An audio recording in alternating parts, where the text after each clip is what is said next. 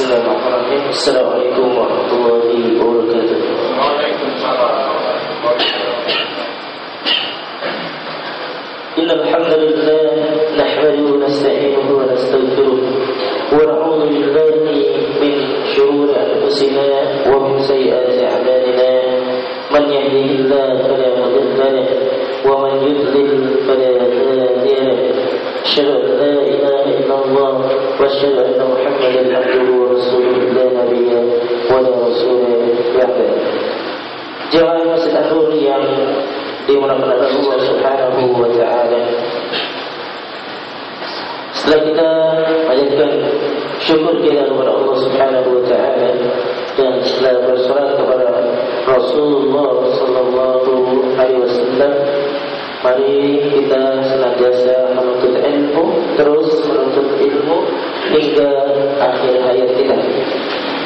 Jemaah sekalian yang dimuliakan Allah Subhanahu wa taala, saya akan meneruskan pembacaan kitab yang atau perkataan Imam Ahmad bin Hanbal yang mana minggu-minggu yang lalu kita telah sampaikan. Imam Ahmad yang kita ketahui adalah gurunya Imam Bukhari dan Muslim, muridnya Imam Asy-Syafi'i. Jadi sudah berapa abad, jauh sudah lama dari kehidupan kita. Jelaskan yang dilakukan Allah Subhanahu wa taala. Dan kitab Ushul Sunnah, itu jarang orang yang mempelajarinya dan jarang yang bisa memegang dengan perkataan Imam Ahmad tersebut. Kenapa? Karena diantaranya di beberapa universitas, khususnya di Indonesia atau misalnya di luar negeri, Al-Azhar dan Madinah dan yang lainnya pun tidak dijadikan muqarrar, tidak dijadikan muqarrar di dalam fakultasnya. Muqarrar itu ketetapan misalnya harus dipelajari, tidak. Tapi itu adalah biasanya didapati di kajian-kajian bersama syekh yang lainnya, seperti itu. Maka entah itu dia mendapatkan gelar doktor atau profesor pun di Madinah, di Mesir, di Maroko, Sudan, Islamabad atau UI yang lainnya, jika dia belum membaca kitab tersebut, maka jika tanya ditanya tidak tahu. Jadi doktor atau apapun janganlah dijadikan patokan. Tapi yang dijadikan patokan itu adalah apakah dia sesuai sunnah atau tidak, apakah dia menurut Al-Quran dan hadis atau tidak. Terkita itu bukan jadi patokan. Madinah, Saudi, Indonesia itu bukan dijadikan hujjah, bukan dalil. Akan tapi yang dijadikan sunnah itu adalah apakah dia mengikuti Rasulullah SAW atau tidak. Misalnya ada yang misalnya mereka dominan kepada universitas lain, ya, Libya, atau misalnya mereka di Al-Hikmah, atau misalnya radio dia tidak sesuai sunnah, maka kita katakan tidak sesuai sunnah. Tapi jika dia sesuai sunnah, maka kita katakan sesuai sunnah Rasulullah Sallallahu Alaihi Wasallam. Terus yang dilakukan oleh Allah Subhanahu Wa Taala.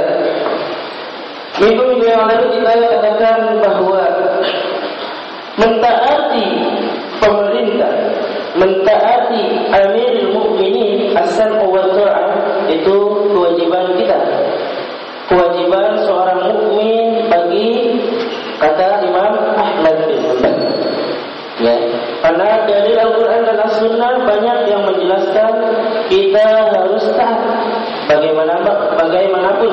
Imam Ahmad mengatakan bahwa dia pemimpin baik itu dalam keadaan zalim, masih belum 100% menjalankan pemerintahannya dengan syariat Islam, atau dia sudah baik atau bil baghi, yaitu dalam keadaan baik, atau buruk yaitu zalim, maka kita tetap taat kepada pemimpin. Dan kita sudah jelaskan minggu yang lalu cara pemilihan pemimpin. Entah kita dipaksa untuk memilih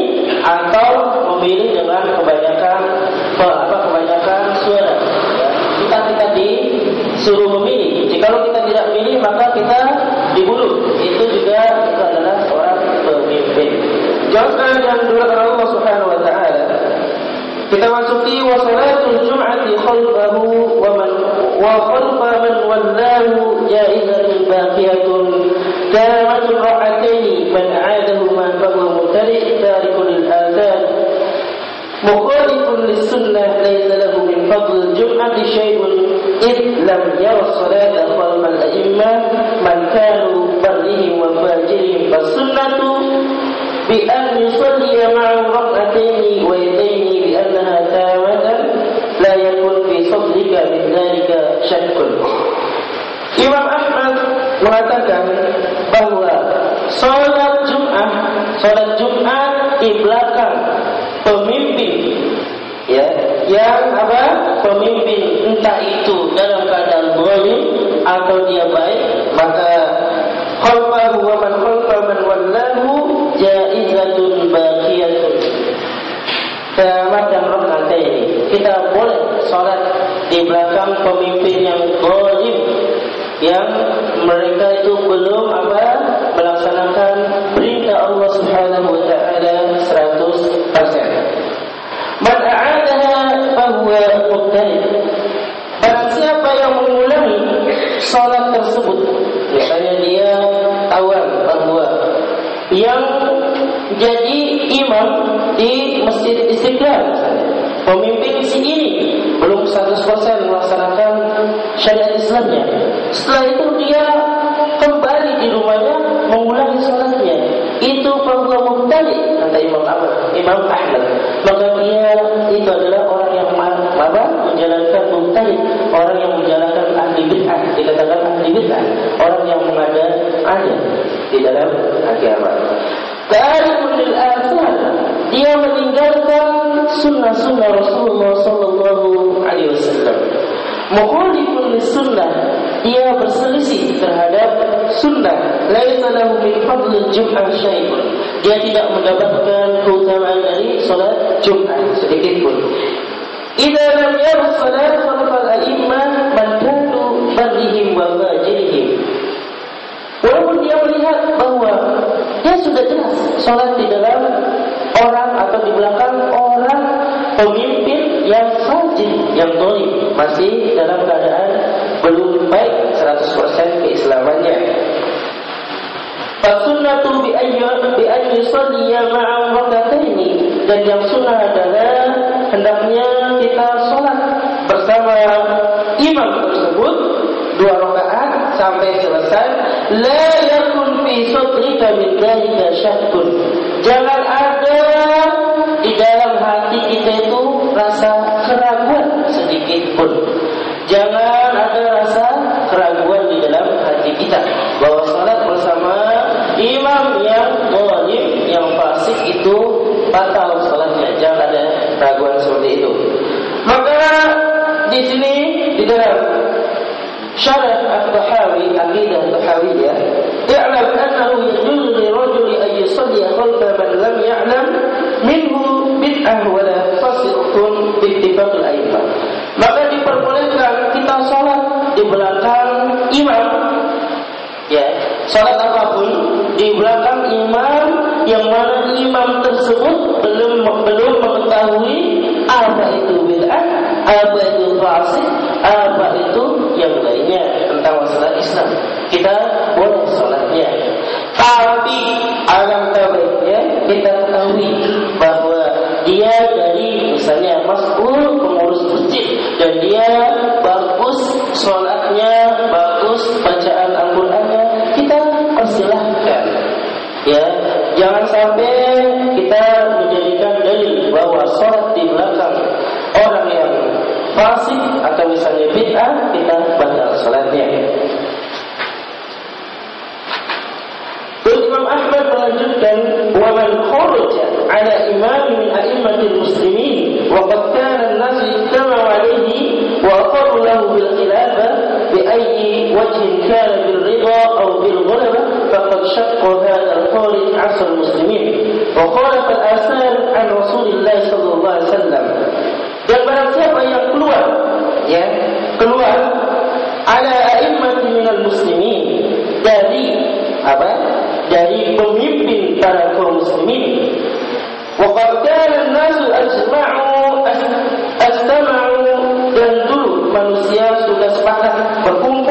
bahwa sudah memilih dia menjadikan presiden, entah itu dengan ridha atau karena terpaksa atau karena banyaknya suara, faqad syaqqa hadzal kharij 'asal muslimin.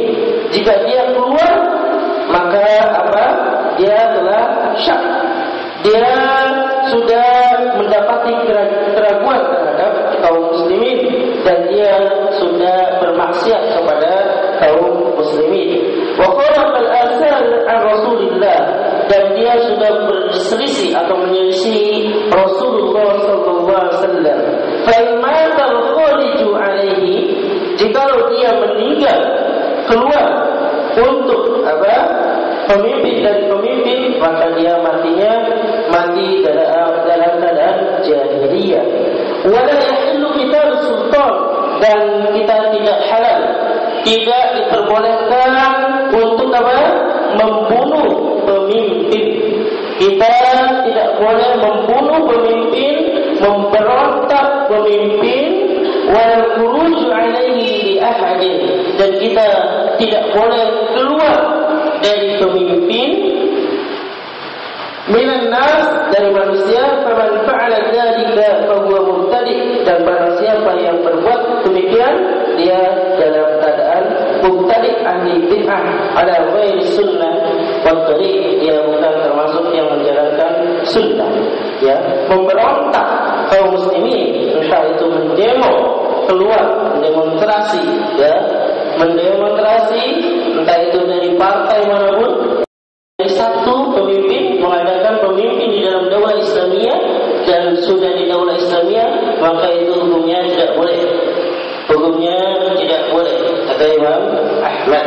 Dan ini Imam Ahmad ditentang oleh para ulama-ulama yang lainnya, yang mana mengatakan mereka membolehkan keluar, mereka membolehkan demo, mereka membolehkan khuruj, keluar untuk berdakwah beberapa hari, beberapa bulan, seperti itu. Banyak ditentang oleh ulama-ulama, yaitu Imam Ahmad ditentang oleh para ulama karena mengharamkan, karena tidak membolehkan seperti itu. Jangan sekalian yang dimuliakan Allah Subhanahu wa taala, ya, saya berwasiat, saya terus berwasiat, terus kita mengikuti sunnah Rasulullah sallallahu alaihi wasallam, dan jangan sampai di masjid kita atau dimanapun masjidnya, jangan sampai dakwanya dia membawa dakwah bendera inilah, itulah, dan sebagainya. Jadi masjid jangan sampai dia membawa misalnya, maaf kata misalnya sunnah Rasulullah sallallahu alaihi wasallam yang sesuai dengan Al-Quran dan As-Sunnah, kita ikuti. Itu yang terbaik. Mungkin itu yang bisa saya sampaikan. Mohon maaf jika ada kesalahan, kekurangan atau menyinggung dan yang lainnya. Mohon maaf, ya. Mari kita tutup dengan doa majlis. Subhanallahumma wa bihamdika asyhadu an la ilaha illa anta astaghfiruka wa atubu ilaik. Assalamualaikum